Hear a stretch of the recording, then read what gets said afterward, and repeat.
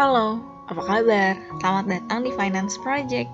Kali ini kita akan bahas buku The Richest Man in Babylon karya George Clason. Buku ini menerangkan tentang prinsip-prinsip mendasar yang efektif tentang manajemen keuangan yang akan sangat membantu kamu untuk mulai menata keuanganmu. Ini adalah tentang kekayaan yang diperoleh di era kuno dan masih sangat relevan hingga masa kini. George adalah seorang tentara, pengusaha, dan penulis. Buku ini awalnya diterbitkan pada tahun 1926. Tapi, menariknya nasihat dalam buku ini masih terdengar relevan, walaupun sudah hampir seabad yang lalu.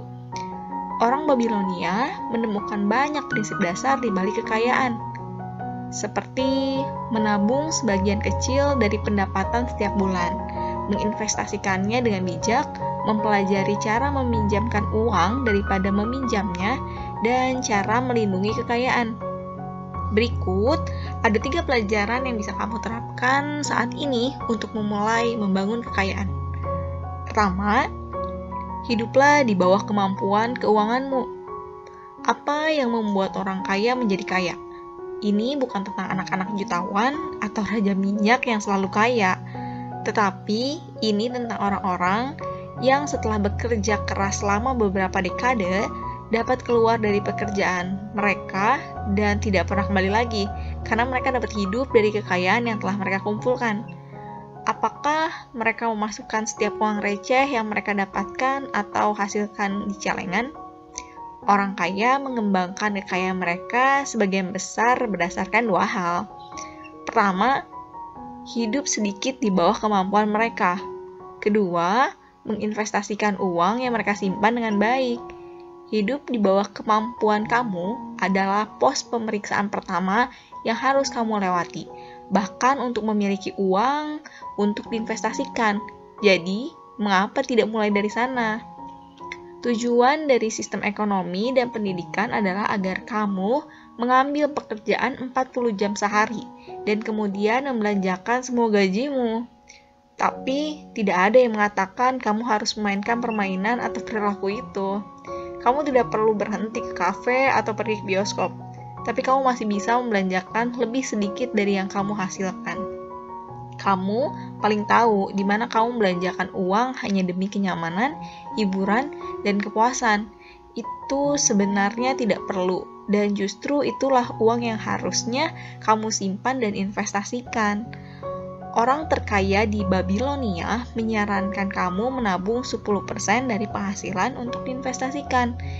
Jadi, lihat pengeluaran kamu dan potong yang benar-benar tidak perlu, dan kamu akan melihat bahwa menyisihkan 10% itu lebih mudah daripada yang kamu pikirkan. Kedua, pelajari bagaimana menjadi beruntung dengan bekerja keras. Tapi, bagaimana buku ini bisa mengajari kamu sesuatu yang sebenarnya tidak ada? Apakah benar tidak ada? Disinilah kebanyakan orang keliru. Tidak ada yang pernah mengatakan keberuntungan adalah sesuatu yang tidak dapat diproduksi. Kami hanya mengharapkannya. Itu sesuatu yang disebut kesempatan. Kejadian acak dengan kemungkinan yang sangat kecil terjadi, seperti memenangkan lotre atau disambar petir mungkin. Keberuntungan, bagaimanapun didasarkan pada peluang, dan kamu dapat menciptakan lebih banyak peluang dengan kerja keras. Ada kisah mengenai Jerry Weintraub.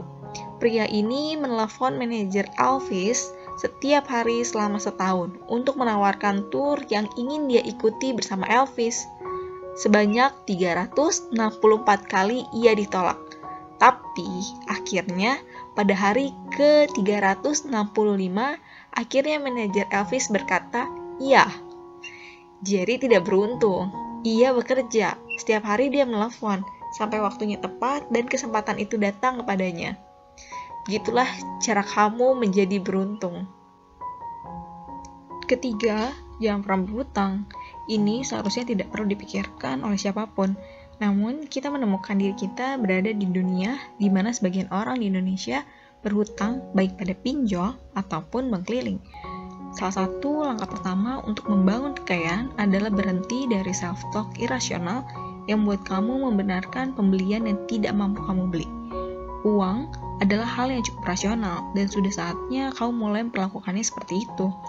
Ketika kamu tidak mampu membeli mobil baru yang mewah ataupun TV yang baru, dan ketika kamu mendapatkan pinjaman untuk membelinya, kamu akan menunda perjalananmu menuju kekayaan selama berbulan-bulan atau bahkan bertahun-tahun, karena kamu harus menghabiskan uang yang kamu simpan setiap bulan untuk melunasi hutang. Daripada menyelesaikan masalah dengan pinjaman, tanyakan pada diri sendiri, bagaimana saya bisa membelinya, dan mencari cara untuk menghasilkan lebih banyak uang atau menghemat lebih banyak uang, sehingga kamu dapat membeli barang-barang yang kamu inginkan. Berhutang tidak pernah menyelesaikan masalah apapun, itu hanya menciptakan lebih banyak masalah. Jadi, selesaikan pengeluaran dan mulailah menabung. Terima kasih.